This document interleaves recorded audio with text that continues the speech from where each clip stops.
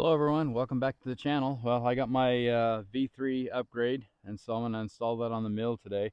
And just to show you what comes in the box, there's I guess a trim plate for the cover, and then we've got the new cover. It's got the 2 extra buttons in it for extra functionality. It's got a 4-line display instead of a 3-line display, and new microprocessors inside for the new functionality that comes with it. And you can see um, everything's labeled, and the wires inside should be labeled to match these also. So we'll go over some of the new functionality on that. And then we've got a new faceplate. We got the V3 and the arrows for the new buttons and so forth. And then this is kind of exciting. V3 comes with some sensors. These mount on the arm that moves as the cable is tightened or adjusted for raising the lift.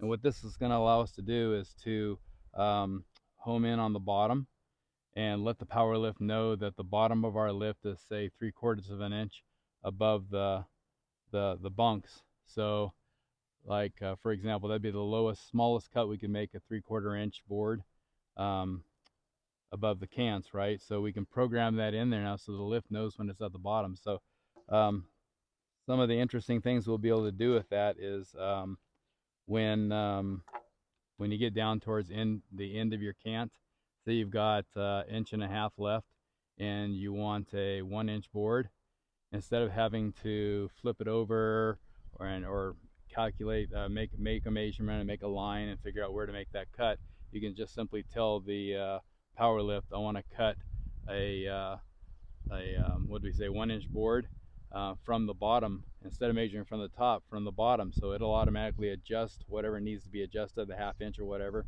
to bring it to 1 inch above the bottom, and then you can cut that bottom board. So that's going to be some exciting things to put in there. And then there's a wire that connects inside the power lift to connect that sensor there, and then some wire ties that fit in a groove here.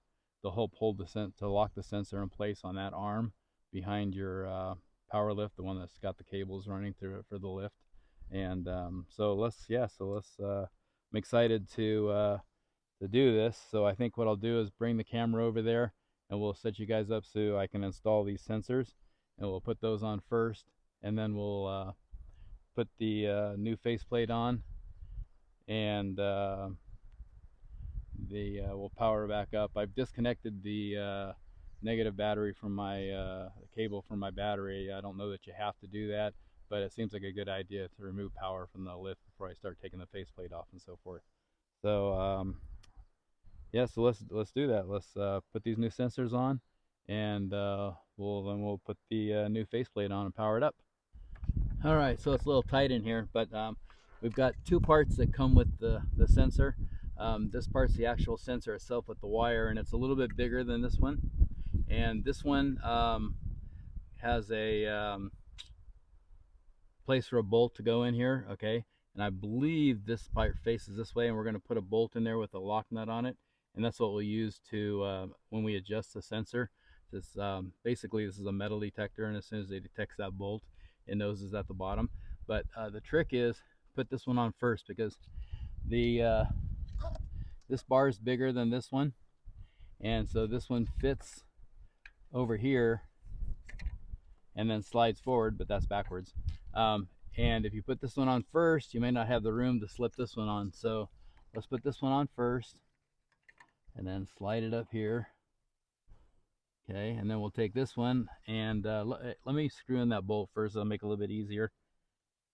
Okay, so I've got the bolt screwed in there with the nut up on top here to lock it in place once I make the adjustment.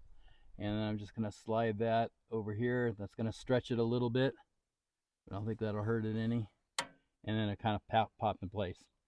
And then what I'll need to do is put the wire ties around here and tighten them down. But I think I'll wait to do that until I'm closer to adjusting this thing, just so I don't put them in the wrong place and cause myself any kind of problem. So we got that done. Let's go to the faceplate, put the faceplate in, and then we'll connect all this up.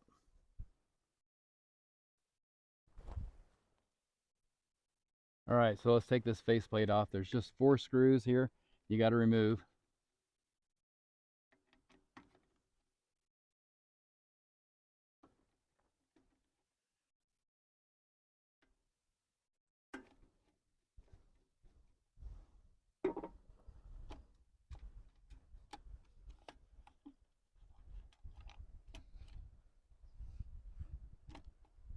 Those in my pocket so I don't lose them.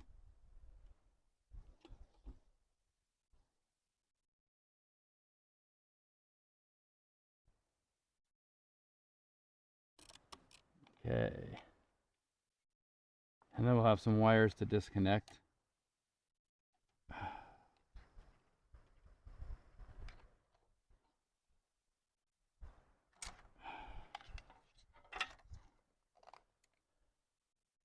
Okay, and the wires they are marked, so that should make it easier to connect. So let me get the other faceplate and let's do it. All right, so we got the new lift, and let's see if we can figure out the wiring here. First thing to do is, since I'm an old man, put some glasses on so I can see.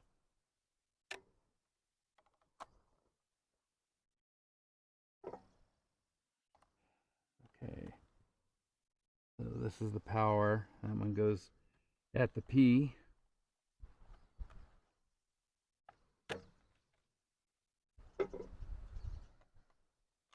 Okay. This one's labeled L1, so that would go here.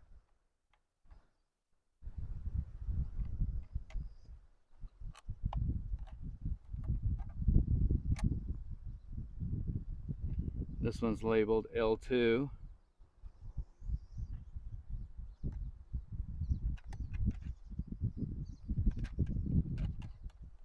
All right. I noticed back here there's a UPD. I think that might be for update. Looks like you could plug a micro USB or something in there. And then there's an A2 and an A1. I'm not sure what that's for. And there's a C here with looks like a little knob and an arrow. That's for calibrating, but I don't know how those work or what to do with those, so I'm definitely not going to screw with them. So let's put this back to in there.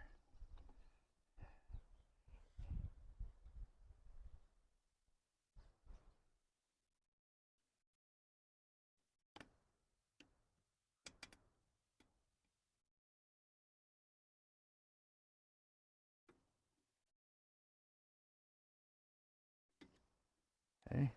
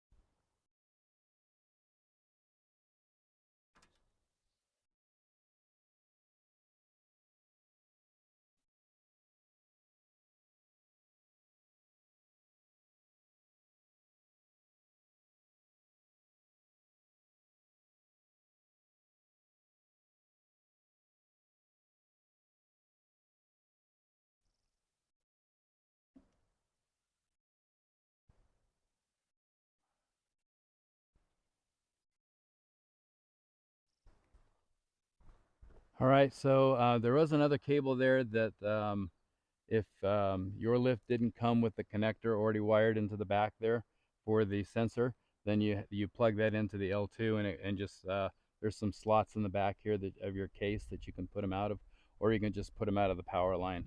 And that's the way mine was. So mine already had that cable in there, so I went ahead and connected that up just a second ago.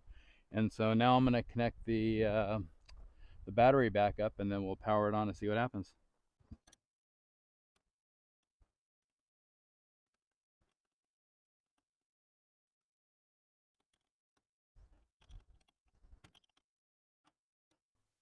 All right, moment of truth. We got the battery connected. We got all the wires connected inside. We got the sensor connected up. So not sure exactly what's going to happen, but I'll turn it on and see what happens.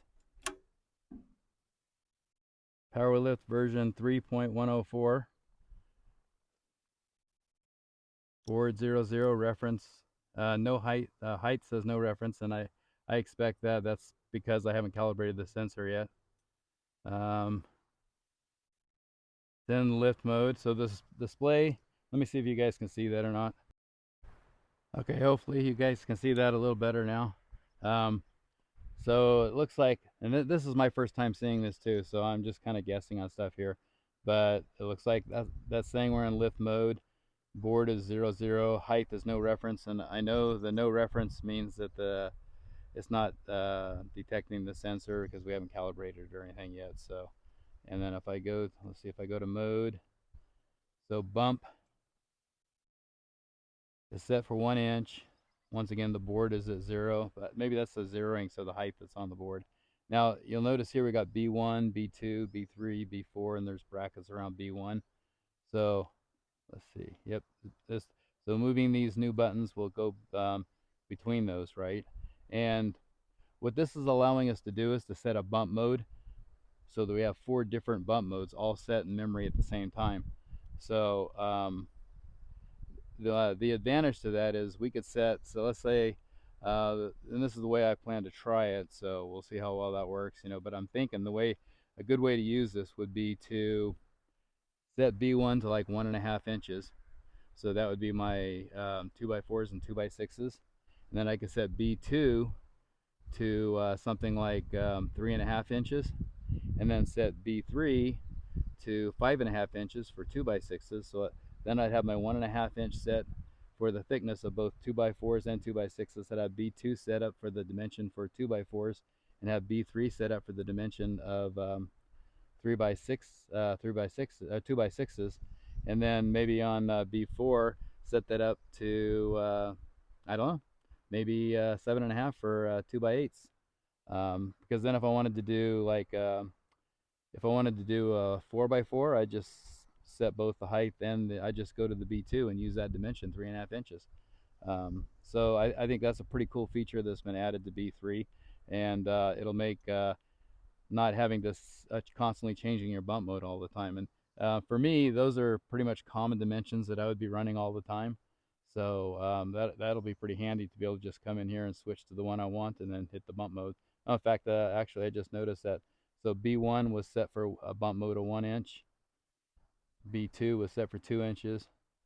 B3 was set for 3 inches. And I think if it's just like before in the old lift on the B2 version, if I wanted to change that to 3.5, I could just hold it down. Yeah, exactly. It'll go in there and allow me to go up. Oh, nope, that didn't quite work the way I thought it would. Okay. Let's see if I hit mode again. Nope. Went back out. So let's see if I do that again. Hold it down. Okay. I use the side to side buttons. So plus and minus. That's why EpicSaw put those there, so we'd know that. So I set that for 3.5, and I think I can just push mode to go back out again. And so it's 3.5. So if I go back to B2, it's at 2 inches. B3 is for 3.5, and then B4 was probably set for 4 inches by factory. Yep.